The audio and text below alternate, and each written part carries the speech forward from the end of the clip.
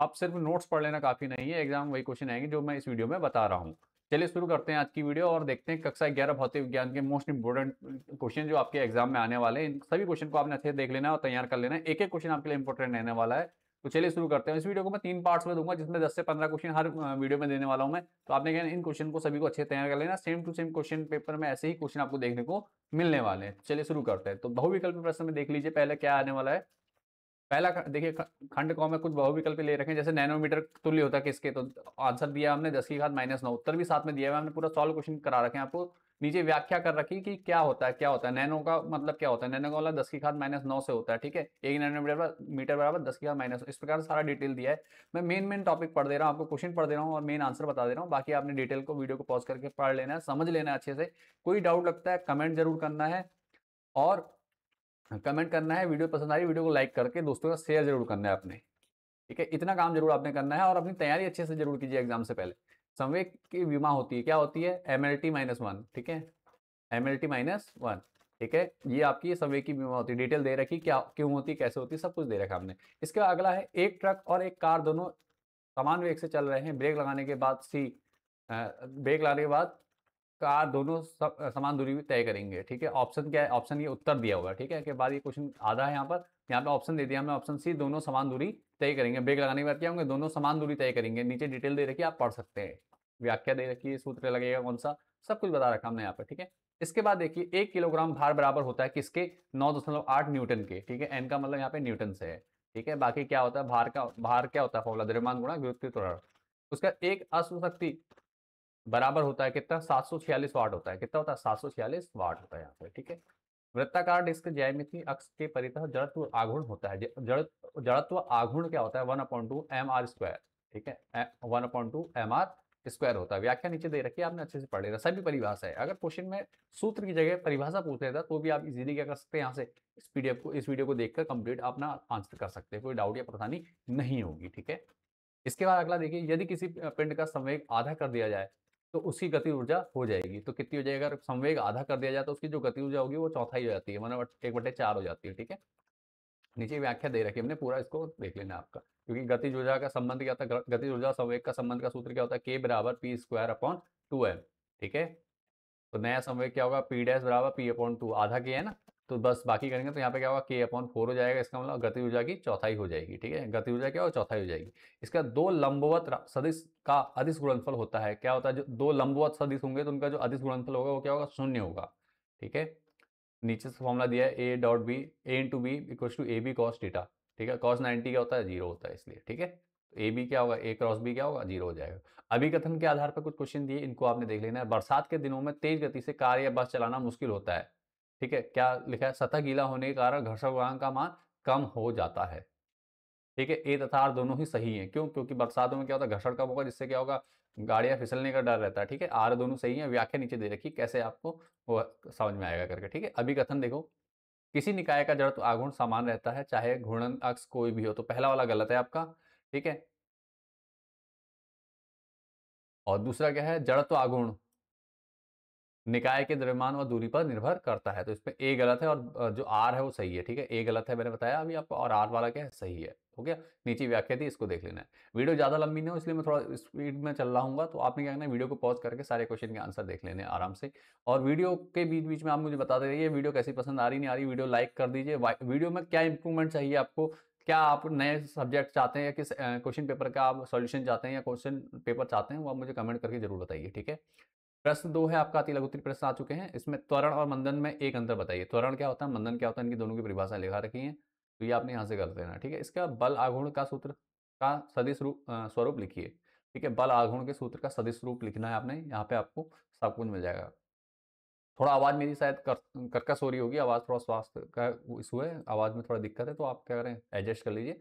बाकी question number 4, पृथ्वी तल से कितनी ऊंचाई पर गुरुत्वीय त्वरण का मान 1/4 रह जाता है, ठीक है। 1/4 रह जाता है, तो कितने पे रहता है, दिया हुआ आंसर पूरा आपने कर लेना है, ठीक है।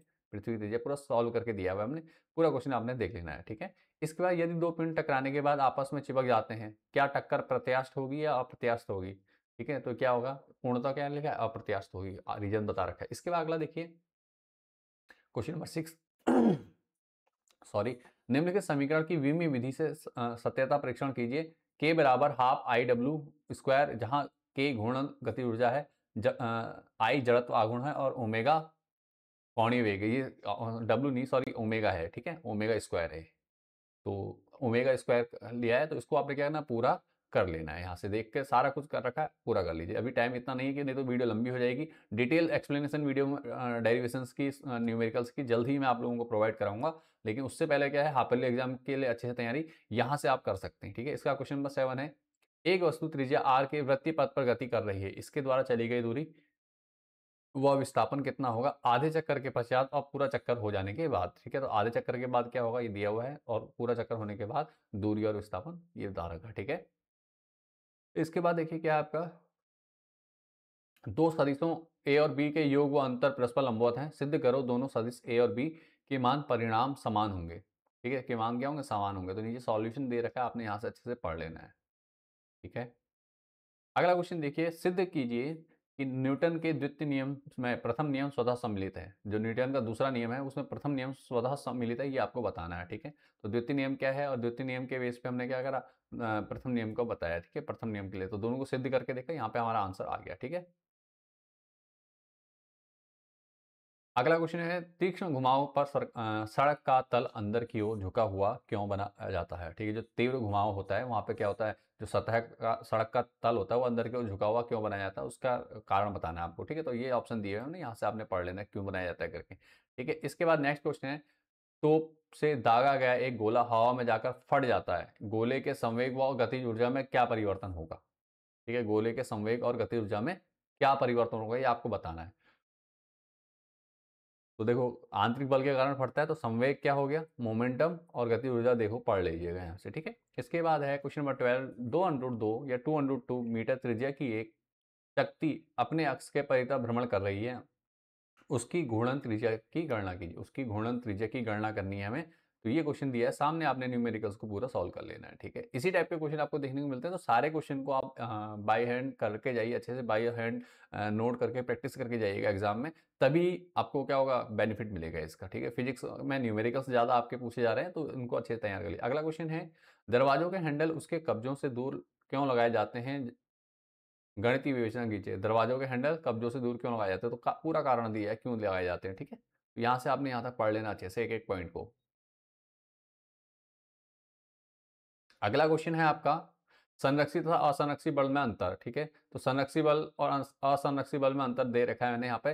पद पे निर्भरता होती है संरक्षित बल में, यहाँ पे बंद लूप में कार्य होता है ऊर्जा, और उदाहरण सारे दिए हैं, ठीक है। इनको अच्छे से देख लेना आपने। अगला देखिए क्या है, निम्नलिखित के गुरुत्वीय त्वरण जी और गुरुत्वीय स्थिरांक कैपिटल जी में संबंध स्थापित करना है। पृथ्वी के गुरुत्वीय त्वरण स्मॉल जी, जो गुरुत्वीय त्वरण स्मॉल जी है, और गुरुत्वीय स्थिरांक कैपिटल जी में संबंध स्थापित करना है, ठीक है। तो संबंध स्थापित कर रखा है हमने यहाँ पे। तो ये हमारा क्या है, सॉल्यूशन है यहाँ पर। तो जी और जी एक अभिष्ट संबंध है, क्या, G=GME/r², ठीक है। तो ये आपका सॉल्यूशन है। इसके बाद अगला क्वेश्चन जो लघुत्तरीय प्रश्न में एक क्वेश्चन न्यूमेरिकल है, वायु में ध्वनि की चाल 332 मीटर पर सेकंड है, यदि लंबाई का मात्रक किलोमीटर तथा समय का मात्रक घंटा हो, तब बीमी विधि से चाल का मान ज्ञात कीजिए, ठीक है। चाल का मान ज्ञात करना है, इसको बदलना है। मात्रक पहले क्या है, मीटर पर सेकंड में, मीटर पर सेकंड को क्या करना है, किलोमीटर पर आवर में करना है, ठीक है। उसके बाद चाल का मात्रक और टाइम का मात्रक दिया हुआ है, तो इसके बेस पे हमने सॉल्व करना है, ये पूरा कंप्लीट हो जाएगा। इसी के साथ अगला क्वेश्चन देख लीजिए, क्वेश्चन नंबर 16, किसी कण का वेग v समीकरण v बराबर at² plus bt plus c के अनुसार समय t पर निर्भर करता है, a b c की विमा ज्ञात कीजिए, ठीक है। तो ये क्वेश्चन भी आपने देख लेना है। और वीडियो काफ़ी लंबी हो गई, तो इस वीडियो को मैं यहीं पर पॉज कर देता हूँ। नेक्स्ट वीडियो को हम इससे आगे कंटिन्यू करेंगे। क्वेश्चन नंबर 17 हम उस वाली वीडियो में देखेंगे, और उससे आगे क्वेश्चन को क्या करना है हमने उस वीडियो में देखना। पहले इस वीडियो पे अच्छे खासे आप लाइक करते हैं, कमेंट करते हैं, अगर वीडियो पसंद आई तो वो वीडियो भी मैं जल्दी आप लोगों को प्रोवाइड करा दूंगा। चलिए मिलते हैं नेक्स्ट वीडियो में। Thanks for watching this video. आपके एग्जाम के लिए ढेर सारी शुभकामनाएं। वीडियो को लाइक और दोस्तों के साथ शेयर जरूर करें।